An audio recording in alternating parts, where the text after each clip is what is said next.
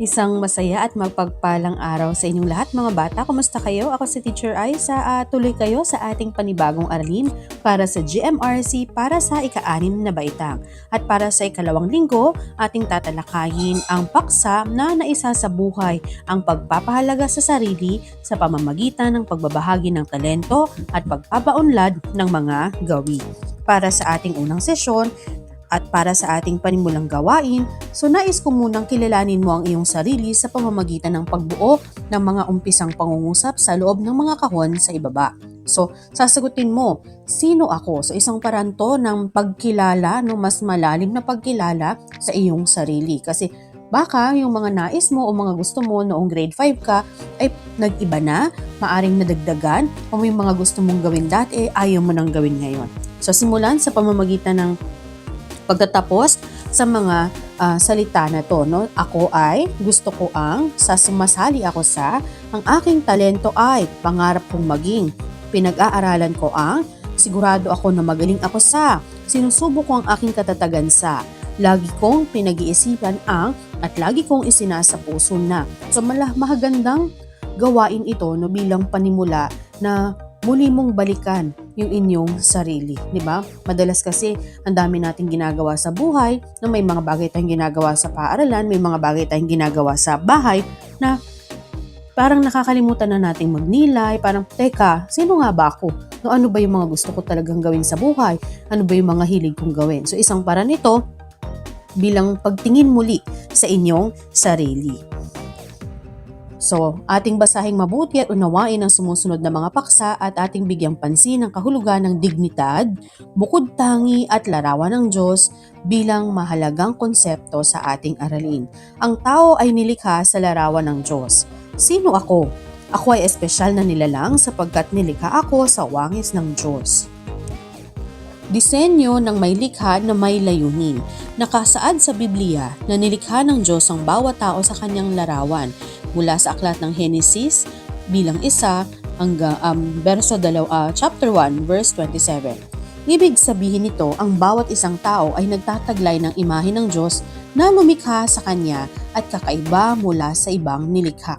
Ang imahe ng Diyos sa tao ang nagpapabukod tangi sa kanya mula sa ibang nilikhang may buhay. So ito yung nagiging kaibahan natin mula sa lahat ng nilikha ng Diyos.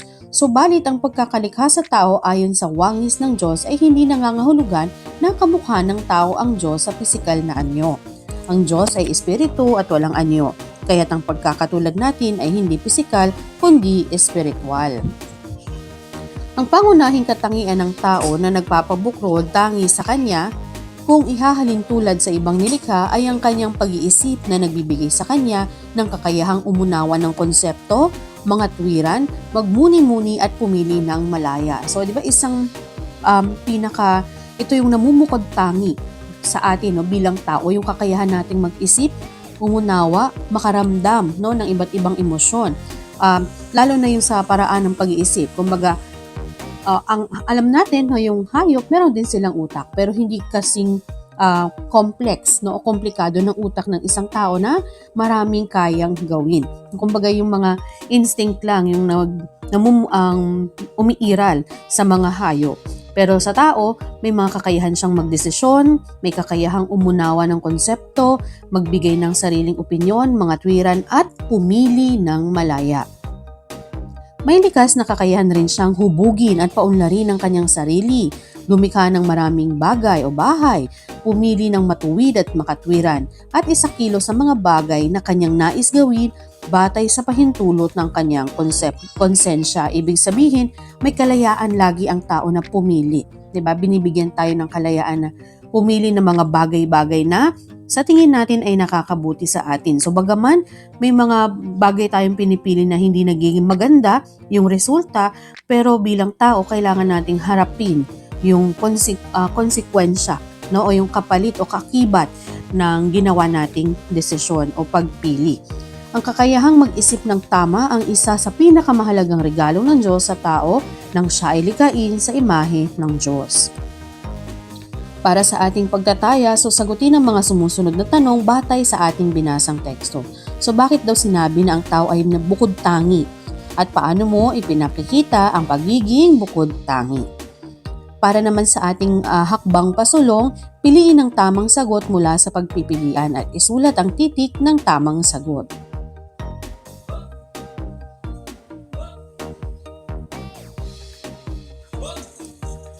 At narito yung ating mga sagot para sa inyong ginawang gawain. Para naman sa ating ikalawang sesyon, narito naman ang inyong panimulang gawain. So sagutin ang mga sumusunod na tanong batay sa iyong sariling pag-unawa at karanasan. Yan.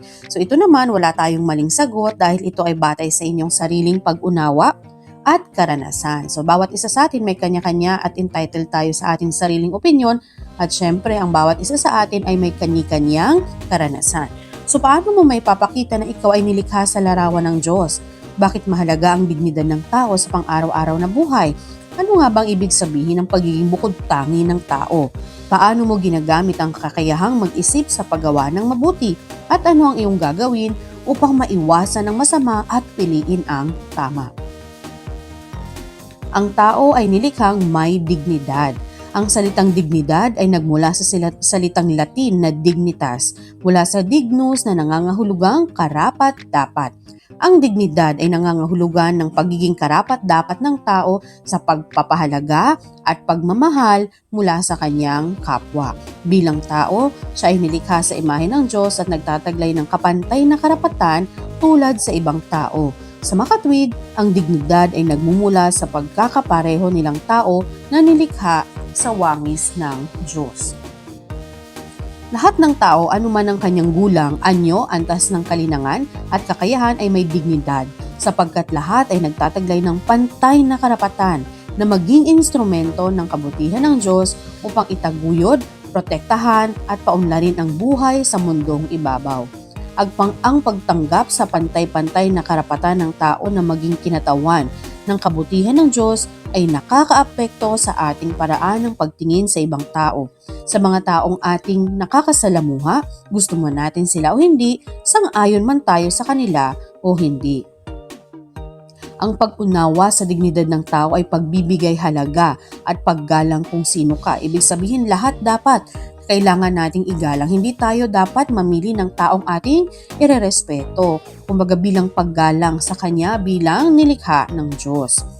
Sa paniniwala mo at sa paraan ng iyong pamumuhay, ang pagtrato sa mga tao ng may dignidad ay nangangahulugan na pinapakita natin ang paggalang at itinuturing sila na ayon sa kung paano natin gustong tratuhin tayo. Hindi ba yung isa sa ating mga pinaniniwalaan, yung mga ating mga golden rule na kung ano yung ayaw mong gawin sa iyo ng ibang tao, huwag mong gawin sa iba. At kung paano mo gustong tratuhin ka ng ibang tao, ganun din dapat ang pagtrato mo sa kanila.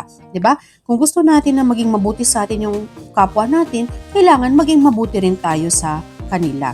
Pero kung nagpapakita ka ng hindi magandang ugali, bakit ka naman mag-e-expect na maging mabuti din sila sa iyo? Kung ikaw naman ay hindi nagpapakita ng kagandahang asal sa iba. Dahil sa dignidad, ang lahat ay nagkakaroon ng karapatan na umunlad sa paraang hindi makasasakit o makasasama sa ibang tao at sa iba pang nilikhang may buhay. Dahil sa dignidad ay nangingibabaw ang paggalang at pakikipagkapatiran o pakikipagkapwa na siyang nararapat dahil sa mata ng Diyos, pantay-pantay ang lahat. Para sa ating pagtataya, ipaliwanag ang iyong naunawaan tungkol sa iyong sarili bilang nilikhang may dignidad. Kumpletuhin lamang ang mga pangungusap sa loob ng kahon. Para naman sa ating hakbang pasulong, magbigay ng 5 patunay na ang tao ay nilikha na may dignidad. Para naman sa ating ikatlong sesyon, sa inyong panimulang gawain, piliin ang tamang salita sa loob ng panaklong batay sa ating tinalakay na paksa upang mabuo ang wastong diwa ng pangungusap. So maaari mo lamang din mambalikan yung ating tinalakay nitong nakaraan. Tumungo naman tayo sa mga kilos ng pagkilala sa sarili bilang nilikhang may dignidad. Ibigin mo ang Panginoon mong Diyos ng buong puso mo, buong kaluluwa mo, buong pag-iisip mo at buong lakas mo. At ibigin mo ang iyong kapwa gaya ng pag-ibig mo sa iyong sarili. Wala nang ubang utos na higit pa sa mga ito. Ito yung ating golden rule. So mula sa aklat ng Marcos, chapter 12 verses 30 to 32. Ang pagkilala sa sarili bilang nilikha na may dignidad ay isang malalim na proseso ng pag-unawa at pagtanggap sa sarili bilang isang individual na may halaga at karapat-dapat sa respeto at paggalang. So narito yung ilang mga kilos na maaari nating ipakita ang ganitong uri ng pagkilala. Unang-una sa lahat, kailangan ang pagtanggap sa sarili. Pagtanggap sa iyong sariling mga kakayahan, limitasyon at mga pangarap. Tanggapin natin na tayo ay hindi perpekto. Kung tayo ay may kalakasan, siguradong may mga kahinaan din tayo. May mga limitasyon, may mga pangarap na nais abutin, at alam natin may mga pangarap tayo na alam natin na limitado rin yung paraan para makamit natin. Pero kumbaga, endless naman yung possibilities habang kayo naman ay lumalaki at tumatanda. Pero kailangan nating tanggapin unang-una kung sino tayo. Kung saan tayo malakas, kung saan tayo mahina. Kung saan tayo malakas, yun yung pagyabungin pa natin lalo. At kung saan naman tayo mahina, maari naman natin itong baliktarin at gawing kalakasan. So hindi mo kinukumpara ang iyong sarili sa iba at hindi mo iniisip ng iyong halaga ay nakasalalay kung ano ang sasabihin ng ibang tao.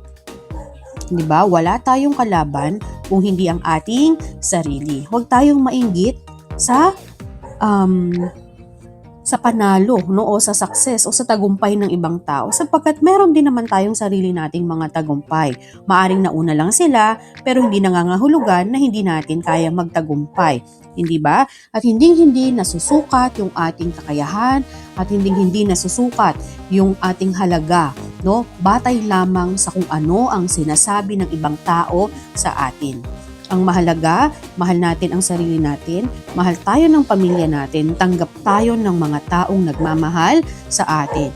At ating tanggapin din na hindi naman lahat ng tao ay matutuwa sa atin. Hindi rin naman tayo nabuhay para lamang paligayahin o i-please sila. Ang mahalaga, kilala natin ang sarili natin, mahal natin ang sarili natin at positibo yung ating pananaw sa buhay na lahat ng nais natin sa tulong ng Diyos ay makakamit natin sa tama at takdang panahon. Pangalawa, pagpapahalaga sa sarili. So dahil natanggap mo na yung sarili mo, ang susunod mong gagawin ay pagpapahalaga. Bibigyan mo na ng value yung inyong sarili. Pagbibigyan ng oras at pansin sa sarili tulad ng regular na ehersisyo, pagkain ng masustansyang pagkain, sapat na tulog, at iba pang mga gawain na nagpapalakas sa pisikal at emosyonal na kalusugan. Hindi mo pahihintulutan ng ibang tao na labagin ang iyong dignidad at hinahanap mo ang mga sitwasyon at relasyon na nagpapalakas sa iyong dignidad. Surround yourself with people who loves you, who supports you. Diba? Paligiran natin ang sarili natin ng mga taong tumutulong, sumusuporta at nagmamahal, nagtitiwala sa atin. Kung yung tao na yan ay nagbibigay sa iyo ng pasakit, hindi nagiging maganda yung pagtingin mo sa buhay dahil sa tao na yan, ibig sabihin hindi siya maganda na nasa paligid mo. Matuto tayong i-let go yung mga ganong tao, yung mga bagay na hindi nakakatulong sa ating pag-unlad. Okay, so isang paraan yon ng pagpapahalaga sa ating sarili. Pangatlo, paggalang sa sarili. Diba? Una, nakilala mo na yung sarili mo. Pangalawa, natuto ka ng pahalagahan. Alam mo yung value mo bilang isang tao. Ano yung worth mo bilang isang tao. Siyempre, dahil doon, alam mo na yung kung paano pahalaga ng sarili mo, isusunod natin doon yung paggalang sa ating sarili. Pagtanggi sa anumang uri ng pang-aabuso o diskriminasyon laban sa sarili at pagtitiyak ng iyong mga karapatan at dignidad ay nirerespeto sa lahat ng pagkakataon. Mahalaga po ito. Huwag tayong pumayag na tayo ay babastusin ng kung sino-sino lang. Tanda ito ng inyong pagpapahalaga at paggalang sa sarili. Hindi dapat natin iaalaw yung mga pang-aabuso, kaya dapat kasama ng paggalang sa sarili ay alam nyo rin kung ano ba yung inyong mga karapatan bilang bata at bilang tao. Bilang 4, pagpapasya sa sarili. Ang pagpapasya batay sa iyong halaga at kung ano ang mahalaga sa iyo at sa iyong mga pangarap kahit na ito ay hindi tanggap ng iba at taliwas sa inaasahan ng iba. So sabi ko nga kanina, hindi naman tayo nabuhay para i-please o paligayahin ng ibang tao, no? Ang mahalaga, alam mo sa sarili mo kung ano yung gusto mo at wala kang tinatapakan at hindi ka nakakasakit ng ibang tao. Yan man ang ine-expect ng tao sa inyo, pero kumbaga, hindi naman natin dapat na patunayan pa yun sa kanila. Hindi ba? Ang mahalaga, ikaw, sarili mo, pamilya mo, mga taong nagmamahal at sumusuporta sa iyo. Ito ay pagiging tapat sa iyong sarili at pagpapakita ng pagmamahal sa sarili sa pamamagitan ng pagtitiyak na ang iyong mga desisyon ay nagmumula sa iyong puso at isip. Nangangahulugan din ito ng pagtanggi na manipulahin ng iba at pagpapasya batay sa iyong sariling halaga at pangarap. Pero syempre, dahil kayo ay grade 6 pa lang, bata pa, kailangan yung ating mga desisyon ay isinasangguni pa rin natin sa ating mga magulang. Huwag kang mag-alala kasi darating ang panahon sa buhay mo na ikaw na talaga ang magdedesisyon para sa iyong sarili. At ang maganda pa dito, kung kayo ay lumaki na ginagabayan, sinusuportahan at minamahal ng inyong magulang, siguradong ang mga magiging desisyon ninyo sa hinaharap ay magiging wasto at tama at makakabuti para sa inyong buhay. Sunod, pagpapaunlad sa sarili. Ito na, ang patuloy na pagpapaunlad at pagpapabuti sa iyong sariling mga kakayahan sa iba't ibang aspeto ng buhay, tulad ng pagpapaunlad ng iyong mga talento at hilig, pagiging makatwiran sa anumang relasyon sa kapwa, at mga desisyon na gagawin sa buhay. Kumbaga, gumagawa ka na ng paraan na yung mga kalakasan mo, no? Yung mga strength mo ay magamit mo upang maging matagumpay ka sa iyong buhay. At syempre, dahil ikaw ay nagpapaunlad na ng sarili, nagiging makatwiran ka na rin. No? Nagsama-sama na ito yung pagpapahalaga, pagmamahal, paggalang sa sarili. At syempre, yung pang-anim, pakikipagtulungan sa iba. Pagpapakita ng paggalang sa ibang tao sa pamamagitan ng pakikinig at pag-unawa sa perspektibo o perspektiba ng anggulong pinagmumulan ng kanilang paniniwala, pagtataguyod ng pagkakaunawaan at pagmamahal sa gitna ng nagkakaibang pananaw. Tanggapin natin ng ating mga opinyon ay hindi kaparehas o katulad ng opinyon ng iba. May mga taong parehas tayo ng pananaw pero mas marami ang taliwas sa ating mga paniniwala. So dito na pumapasok yung respeto, no? Na kailangan natin igalang ang opinyon ng isa't isa kasi ang bawat isa sa atin ay may karapatan na magbigay ng sarili nating mga pananaw o opinyon sa mga bagay-bagay. Ang bawat isa sa atin ay may kani-kaniyang paniwala, no? Ang mahalaga lang dito ay yung laging uunawain natin kung saan sila nagmumula kasi hindi din tayo pare-parehas ng karanasan. So yun yung mahalaga para kapag nandun yung paggalang, andun yung pag-unawa, nagiging mas matiwasay yung ating pakikipagkapwa at nagiging mas maganda yung pakikipagtulungan natin o yung pakikipagkapwa-tao natin sa iba. So pagtataguyod ng pagkakaisa at pagkakasunduan na nagmumula sa pagtanggap na lahat tayo ay may iba't ibang karanasan at ang lahat ay may karapatan sa dignidad at respeto. Para sa ating pagtataya, sagutin ang bawat tanong ng tapat batay sa iyong sariling karanasan. Para naman sa ating mga hakbang na pasulong, okay, so narito yung mga dapat mo ring sagutin ng mga tanong batay sa ibinigay na sitwasyon sa slide. At magbibigay din naman tayo ng mungkahing sagot, no, na maaari nyo ring gawing saligan. Pero syempre, mas maganda pa rin kung ang inyong sariling opinyon, pananaw, ang makikita ng inyong guro. At para sa ating ika-4 at huling sesyon, para sa inyong panimulang gawain, so pupunan ninyo, basahin at unawain ng mabuti ang tanong at ipaliwanag ang iyong sagot sa sagutang papel. So ito pa rin yung mga pinag-usapan natin tungkol sa dignidad, may kaugnayan sa ating pagiging bukod tangi, di ba? At ano-ano ba yung ating tungkulin sa ating sarili? Ito yung piniliwanag natin kanina lamang. At para sa ating pagdaloy, so ito rin po yung ating ipinaliwanag kanina sa mga kilos ng pagkilala sa sarili bilang nilikhang may dignidad. So muli, tanggapin ng sarili, pagpahalagahan ang inyong sarili, igalang ang sarili, no? Matutong magkaroon ng sariling pagpapasya batay sa inyong pagpapahalaga sa sarili. Kasabay nito, paunlarin natin ang ating sarili habang tayo ay tumatanda at pairalin natin ang pakikipagtulungan sa ating kapwa.